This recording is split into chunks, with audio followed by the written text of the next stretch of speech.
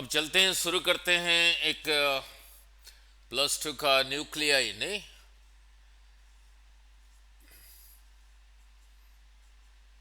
ठीक है ना।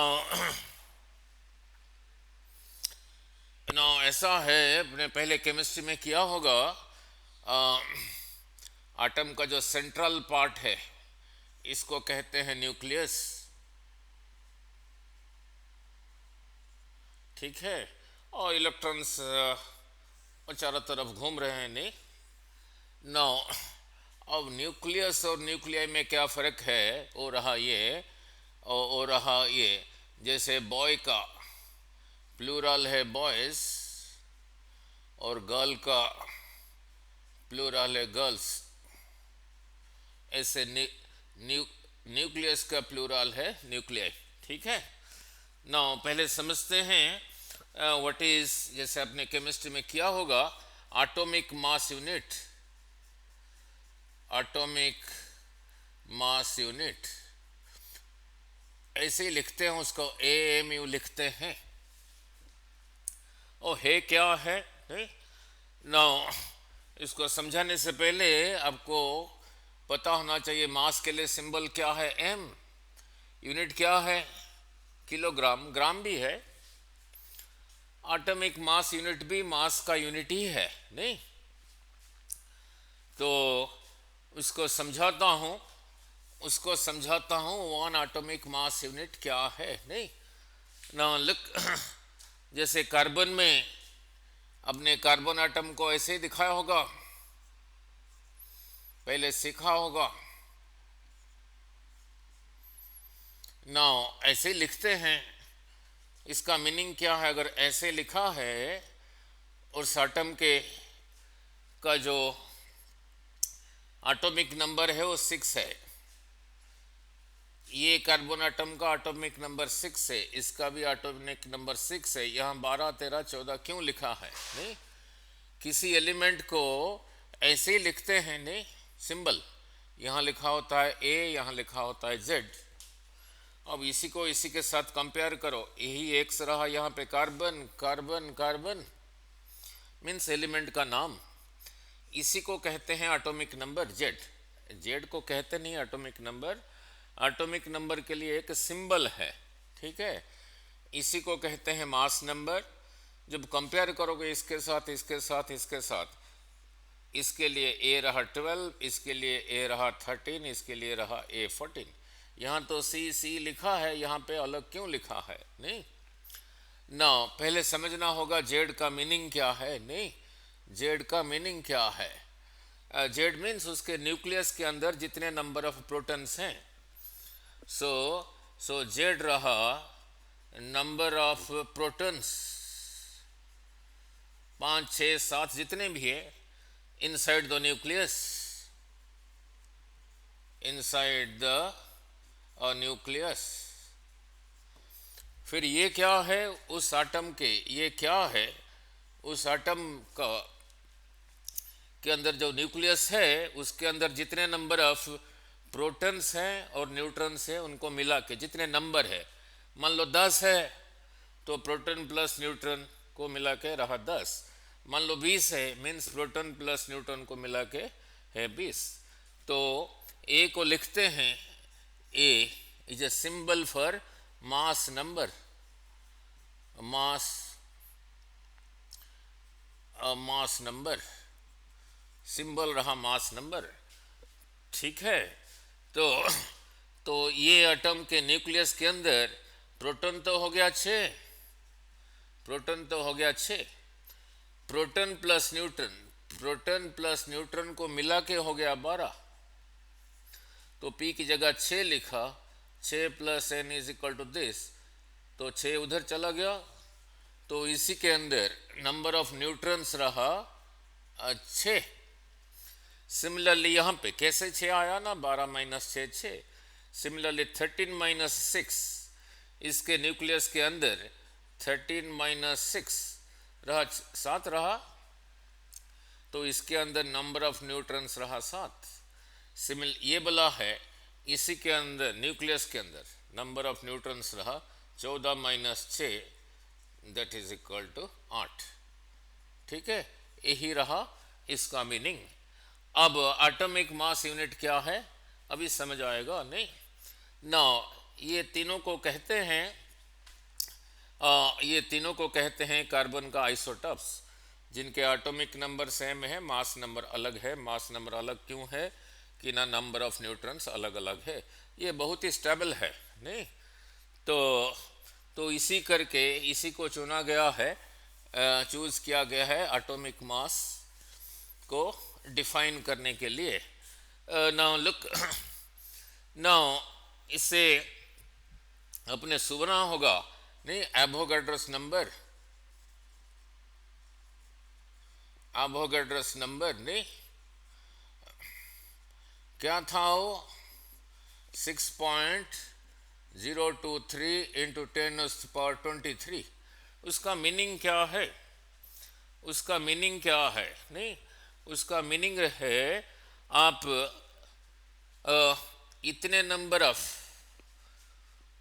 अभी कार्बन की बात कर रहा हूं, इतने नंबर ऑफ कार्बन एटम्स लोगे नहीं, इतने नंबर ऑफ कार्बन एटम्स लोगे, उसका वेट मास कितना होगा? इफ यू टेक इतने नंबर ऑफ कार्बन एटम्स, उसका मास होगा 12 ग्राम। ठीक है। नाउ इतने नंबर ऑफ नहीं लोगे, एक एटम लोगे, इतने नंबर ऑफ एटम्स ना लेके, देखो बहुत बड़ा नंबर है, उसका मास कितना होगा ना, यहां से यहां कैसे आया, इसी नंबर से डिवाइड करके, तो यहां भी उसी नंबर से डिवाइड करना पड़ेगा, इतना ग्राम।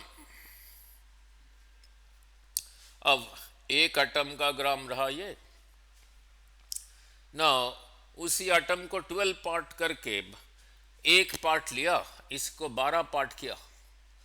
12 पार्ट कैसे किया? मान लो यही रहा एक एटम, इसको 12, ऐसे तो पार्ट आप नहीं कर पाओगे, इसको 12 इक्वल पार्ट्स किया ना। 12 इक्वल पार्ट्स कैसे करोगे समझाने के लिए, मान लो ये रहा एक केक, ये रहा एक केक, इसको ऐसे ही काटा, ऐसे ही काटा, ठीक है ना। यही रहा एक केक, ऐसे काट दिया, ऐसे काट दिया, कितने इक्वल पीस हुए? 1 2 3 4, 12 पीस कैसे करोगे? 12 इक्वल पीसेस ना। यही रहा एक केक, समझाने के लिए कह रहा हूं। यही रहा एक केक, ऐसे ही काटा, ऐसे ही काटा, छुरी 2 बारी चलाया, फिर इधर से काट दिया ऐसे, इधर से काट दिया ऐसे। सो आपको 3 पीस ऐसे मिल गए, आपको 3 पीस ऐसे मिल गए, तो कितने इक्वल पीस हुआ? 1 2 3 4 5 6 7 8 9 10 11, 12 इक्वल पीस हो गया। उसी में से एक पीस को लिया, इसी का जो मास है, मान लो ये केक नहीं है, अब कार्बन आटम है, इतने का जो मास है उसी को कहते हैं, उसी का मास को कहते हैं एटॉमिक मास यूनिट। तो इसी को, ये रहा एक का, तो इसका 1/12, इसी का 1/12 होगा। यहां से कैसे आया? इसी को 1/12 से मल्टीप्लाई करके, यानी 12 से डिवाइड करके, तो इसको भी 12 से डिवाइड करो। 0 2 3 इंटू 10⁻23 इंटू 1/12, इतना ग्राम। ठीक है। अब इसको ऊपर ले जाओगे, हो जाएगा 10⁻23 6.023। ठीक है। इसको, ये जितना ग्राम है, दैट इज ओ रहा 1 एटॉमिक मास यूनिट, ओ रहा 1 एटॉमिक मास यूनिट। ये कितना होगा ना, 1.66। सो 1 एटॉमिक मास यूनिट कितना है ना, 1.66 इंटू 10⁻20 किलोग्राम, तो बहुत ही कम है। सो एक कार्बन एटम का, ये वाला कार्बन एटम, इसी को 12 इक्वल पार्ट्स किया, उसमें से एक पार्ट लिया, उसका जो मास है, क्वांटिटी ऑफ मैटर जितना है वो उतना ही है, that is called one atomic mass unit. Now अब चलते हैं, so atomic mass unit clear हो गया। अब चलते हैं इलेक्ट्रॉन वोल्ट, लिखते हैं ऐसे। नो इलेक्ट्रॉन वोल्ट, ये क्या है, ये क्या है, किसका यूनिट है? एनर्जी का यूनिट है। तो उसको पहले समझाना पड़ेगा what is electron volt. What is electron volt? Electrostatics में आपने किया था, इलेक्ट्रोस्टैटिक्स में किया था। सो एक सेकंड, जरा पेन करके आते आप ले आता हूँ। इलेक्ट्रोस्टैटिक्स में आपने किया था,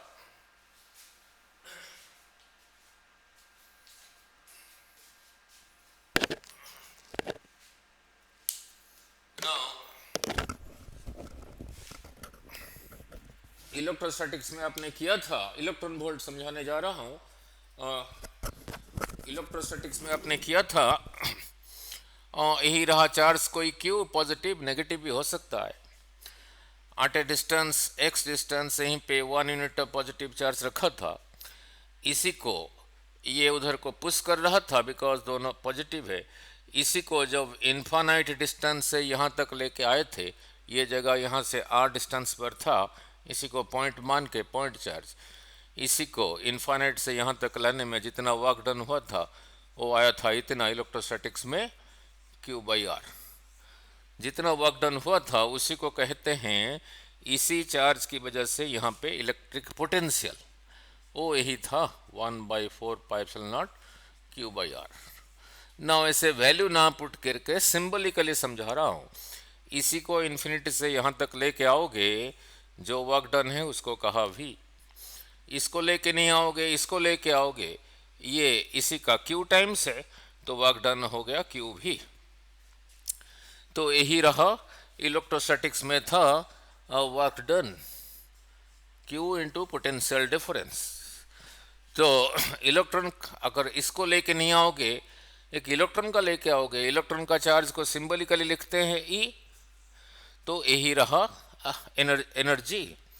नाउ तो इसी को ऐसे नाम लिख के, EV को ऐसे नाम लिख के लिखा 1E इंटू 1V, तो कितना होगा 1V मीन्स 1 वोल्ट। तो कितना होगा कितना होगा, यूनिट ऑफ एनर्जी है, कितना होगा ना 1 इलेक्ट्रॉन का charge 1.6 into 10⁻⁻19 coulomb into 1 volt, तो फिर रहा इतना जूल्स। तो 1 इलेक्ट्रॉन वोल्ट इज इतना जूल्स। ना मैंने ऐसे नहीं पूछा, इसको ऐसे ही समझाया। कोई चार्ज है 2/3 ऑफ इलेक्ट्रॉन का जितना चार्ज है उसका 2/3, इसी को कितने वोल्ट से एक्सेलरेट कराओगे वो भी उतना होगा। मीन्स यहाँ पे क्या लिखूँ वो ये यही होगा ना, 3/2 volt. This cancels, this cancel, ये भी रहा वही। नाउ ऐसे नहीं लिखा, मैंने कहा 1/3 ऑफ इलेक्ट्रॉन को नहीं, यहाँ पे क्या लिखूं ये भी वही होगा, तो यहाँ पे लिखा 3 वोल्ट। मीनिंग क्या है, एक इलेक्ट्रॉन को 1 वोल्ट में एक्सेलरेट कराओ, जो उसका एनर्जी होगा 2/3 ऑफ इलेक्ट्रॉन का जो चार्ज है उसको 3/2 वोल्ट पे एक्सेलरेट कराओ, वो भी उतना ही एनर्जी होगा। नहीं तो 1/3 ऑफ इलेक्ट्रॉन का चार्ज जितना है उसको 3 वोल्ट में एक्सेलरेट कराओ, एनर्जी भी वही होगा। सो electron volt is clear. So electron volt EV means 1 electron volt रहा 1.6 इंटू 10⁻⁻19 जूल्स। ठीक है, so clear about electron volt. नहीं नाउ फिर चलते हैं E is equal to mc² से E is equal to energy. किसी मास को पूरा एनर्जी में कन्वर्ट करोगे कितना मिलेगा, उसी का मास, इसको किलोग्राम में लिखना। यही रहा वेलोसिटी ऑफ लाइट ना, कितना है velocity of light in vacuum 10.8 metre per second. नहीं, किसी मास को एनर्जी में कन्वर्ट करोगे कितना एनर्जी मिलेगा ना, उसी का मास मल्टीप्लाइड बाय जो लाइट का वेलोसिटी वैक्यूम है उसका स्क्वायर, इतना जूल्स, JOULES इतना मिलेगा। अब हमें पता लग चुका है कि 1 एटॉमिक मास यूनिट कितना है। नहीं, सो 1 एटॉमिक मास यूनिट को एनर्जी में कन्वर्ट करोगे कितना एनर्जी मिलेगा? Now E is equal to mc²। Now 1 atomic mass unit कितना है? Now 1.66 into 10⁻⁻27 kg। Velocity of light 3 into 10⁸ इसका स्क्वायर। ठीक है, यही रहा मीटर पर सेकंड का स्क्वायर, नहीं इसी का स्क्वायर। तो ये तो रहा ये इतना, क्या इतना जूल्स। ठीक है, अब इसको इलेक्ट्रॉन वोल्ट में कन्वर्ट करने के लिए क्या करोगे? नहीं ना 1.6 into 10⁻⁻19 जूल्स था 1 इलेक्ट्रॉन वोल्ट के बराबर। तो 1 जूल होगा 1/1.6 into 10⁻⁻19 इलेक्ट्रॉन वोल्ट। अब इतने जूल्स कितने इलेक्ट्रॉन वोल्ट के बराबर होगा?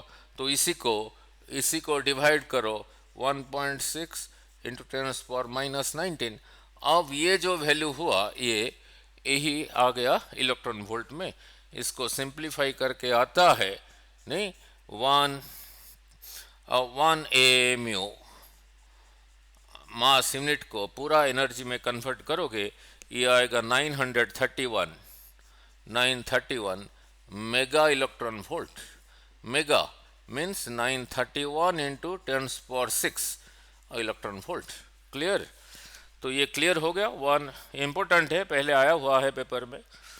ठीक है, now then comes a nucleus. So clear about this. Then comes a nucleus. Now लिखो 1932 में चैडविक ने डिस्कवर किया। ठीक है, और डिस्कवर्ड द न्यूट्रॉन्स, न्यूक्लियस नहीं, डिस्कवर्ड द न्यूट्रॉन्स। ना तब ठीक है, अब देखते हैं इतना करने के बाद रिकॉर्डिंग कैसे हुआ है, साथ के साथ होता है या नहीं देखता हूँ।